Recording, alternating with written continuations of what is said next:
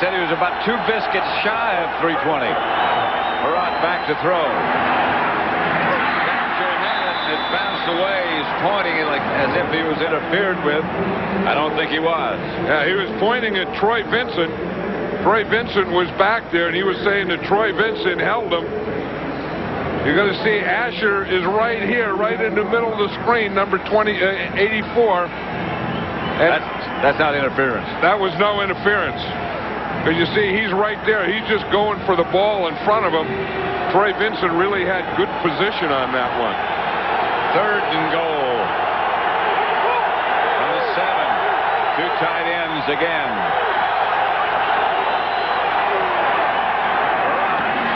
Touchdown. Jamie Asher, his 2nd of the day, and that one just hit him right in the numbers. He didn't even see it coming. I'll tell you, he was on Troy Vincent again. Troy Vincent got the one before that. Gus Perrott quickly got rid of the ball, threw it to Asher again. Again on Troy Vincent. You're going to see him here in the slot. He's just going to come up, and then he's going to get right across the goal line. You see, and there's Troy Vincent, the closest guy there. The Eagles were playing some kind of zone, and when a quarterback throws a dart the way Perrott does, you can't play zone in the end zone. Perrott got up in time to signal touchdown. Now they can signal extra point, and the Redskins have taken a 20-7 lead over Philadelphia. Back in Philadelphia, we're at Veterans Stadium, where Jamie Asher just caught his 2nd touchdown pass. Put the Redskins ahead 20-7. 10:30 left to play in the 3rd quarter. That's Witherspoon. Stops at about the 22. Let's look at that touchdown again. Well, you know, it's against a zone defense, and as I said, here's Jamie Asher. He's right here, and we'll watch the zone where they're going to be playing a zone all the way across here, and Asher just gets right in the hole of a zone. And the big thing here, in fact, we can just stop it here. We can see here's Asher, and see he's right between the zone. But the big thing here is the way that Gus Perrott zipped that ball in there, because that had to get there then, or it was going to be knocked down. That's a good example of timing between a quarterback and a receiver. Here's pass complete to Irving Fryer.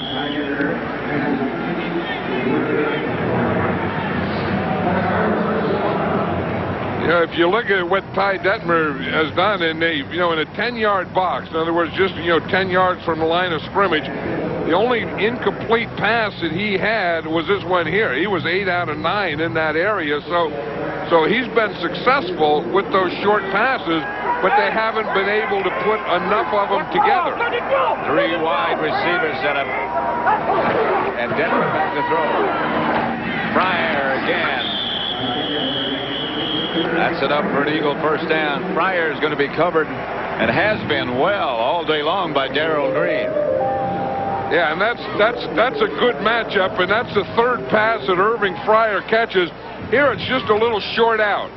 And you see Stanley Richard was really on him that time, because I think what the Redskins were doing is when they got in the slot, I think they were going to zone it, or on that play they were zoning it. 1st and 10. Fryer's the man in motion.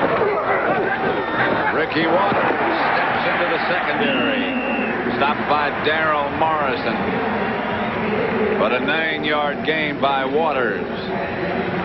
Ricky Waters was a big part of this offense in the 1st half. You were saying how the percentages would go up. Look at that. If times carried the ball, he was 94%. Rushing yards, he was 98% of their rushing yards, 79% of their total touches, and 67% of their total yards. Waters with that carry, and that gain goes over 1,000 also. He and Allen both over 1,000 yards. Now this is Garner. And Charlie Garner crosses into Redskin territory to about their 47, stopped by Morrison again. Yeah, that's one of the problems that John Gruden is having with this Eagle offense, and I don't think you can let it be a problem. Is you have Charlie Garner, who can break a big play, but you have Ricky Waters, and you don't want to take him out of the game, and he doesn't want to come out of the game. He doesn't want Charlie Garner to get the ball, but Garner is a breakaway guy. And then you have Irving Fryer, and as I said earlier, you only have one football. But John Gruden can't let that affect him. On first down, it's Garner again. And Charlie Garner down the sideline, still on his feet, down to the Redskins 26-yard line. Stopped by Richard. What an effort by Garner. Sometimes you need something like this to give you life. I mean, when you're down, the Redskins have been beating them to the punch all day. They've been beating the Eagles, and they need someone to come in and give them a new life. Charlie Garner does there. Darrell Green misses a tackle. 2 or 3 more missed tackles, and Charlie Garner is up inside the 30-yard line with a first down. 21-yard run by Charlie Garner. Most of that done on his own. Missed tackles by the Redskins. This is Garner again. Garner is down to about the 15-16-yard line. This was the thing that the Redskins were really worried about, because they knew that these guys have hurt them the last 3 games. Look at this. Combined, they've run 101 times for 567 yards, 5.6 yards per carry, and 5 touchdowns. The combination of Charlie Garner and Ricky Waters the last 3 games have really killed the Redskins. Charlie Garner limping off now after those 3 outstanding runs, and Ricky Waters is back on 2nd and 1. But he did give this offense some life.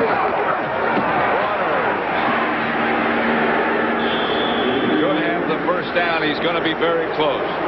Like I said, Charlie Garner came in here, had 3 carries, but he gained 41 yards with those 3 carries, and even more than that, I think that he picked up this entire offensive team and this entire crowd here. Well, he came limping off, and that's really been his problem as long as he's been with the Eagles. Injuries. I think that's one of the reasons that they don't run him like that all the time, but they do like to split him out and get him the ball sometimes. Waters is deep. And he gets the carry. Down to the 17-yard line, stopped by Rich Owens.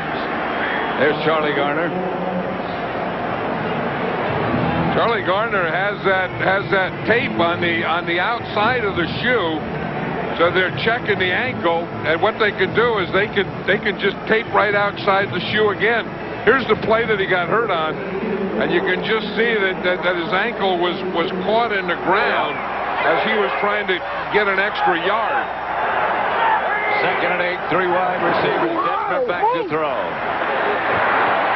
Detmer. Christie Jones walks into the end zone. From Ty Detmer. 13-yard touchdown pass. John Gruden not smiling, but he has to be happy. Well, he had good mixture. He put Charlie Garner in there, gave him the ball. Charlie Garner gave him the life. Christie Jones gets a touchdown pass. Ty Detmer gets a throw. But the life for this drive was given by Charlie Garner. Here's Christie Jones coming all the way across again underneath that umpire. We saw him in the first half get that same play down on the other end of the field. Anderson's extra point is good. Garner is still limping, but he ignited that drive. Finished off by this touchdown pass.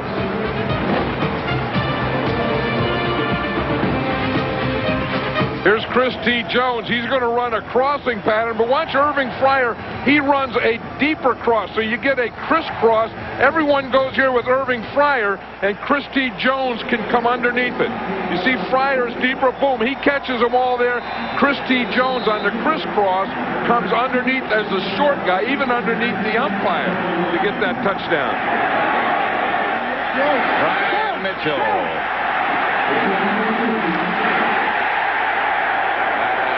Special teams in green rose to the occasion that time.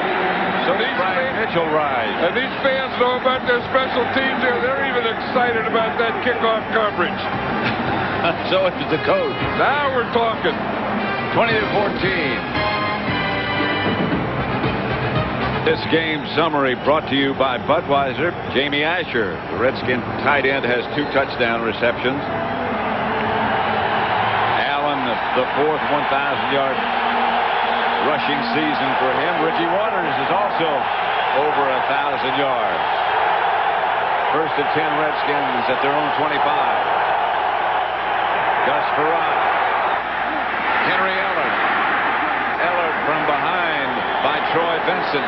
Flag on the play. Flags all over the place. I don't think there's anybody that runs an in pattern other than Michael Irvin better than Henry Ellard. I agree. I mean, Henry Ellard can do that. He can run those ins as that was or an out.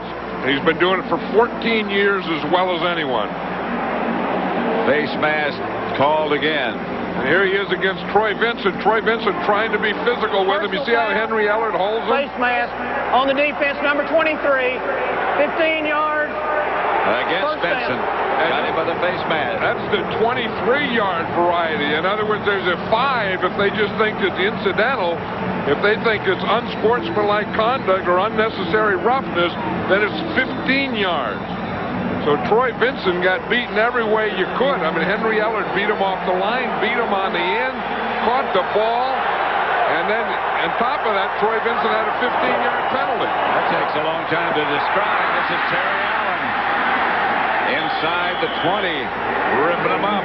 Michael Zordich brought him down right now for a McDonald's game break. Let's return to James Brown at our Fox Television Center. Pat, John, take a look at this. What's your call? Steve Berline back looking for Wesley Walls. Touchdown or no? 3-minute discussion. They did give him the touchdown. It's all tied in St. Louis. Back to Pat Summerall and John Madden. At Veterans Stadium in Philadelphia, it's 20-14.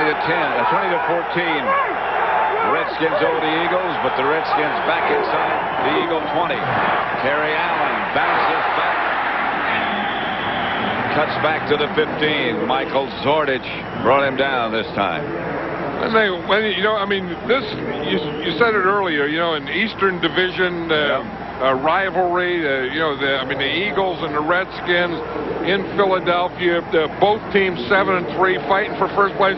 And now it has that kind of feel. I mean, every time someone punches, boom, the other team counterpunches. It's something different. Right. I mean, the Eagles got some life from Charlie Garner, and now the Redskins come right back with their own life.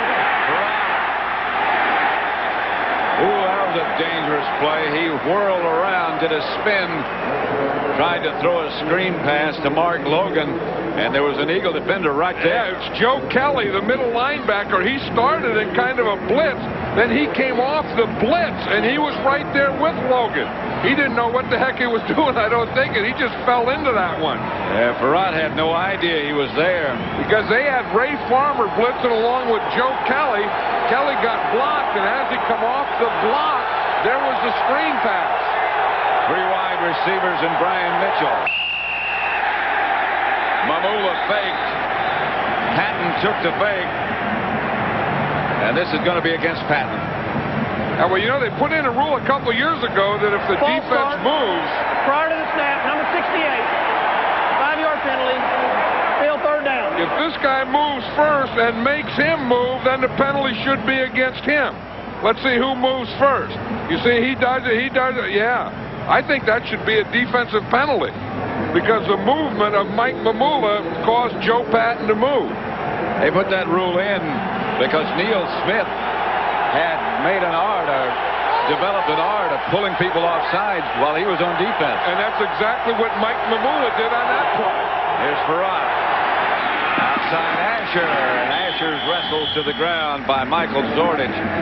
Out of bounds, should stop the clock at about the 13-yard line. Scott Blanton comes on the scene. This Eagle defense has done a good job on Michael Westbrook because, you know, the guy that is going to make a big play, the guy that you would go to in the end zone in that situation would be Michael Westbrook, and he's been covered pretty well by this Eagle defense. And Henry Ellard has stepped up. Yeah, Bobby Taylor, you know, a couple weeks ago we saw him do a job on Michael Irvin, and today he's doing a job on Michael Westbrook. Blanton hits the field goal for the Redskins from 30 yards out. And they lead now 24-14. 23-14, beg your pardon. Inside the 30 and the 33. Patrice Alexander made the stop. 23 to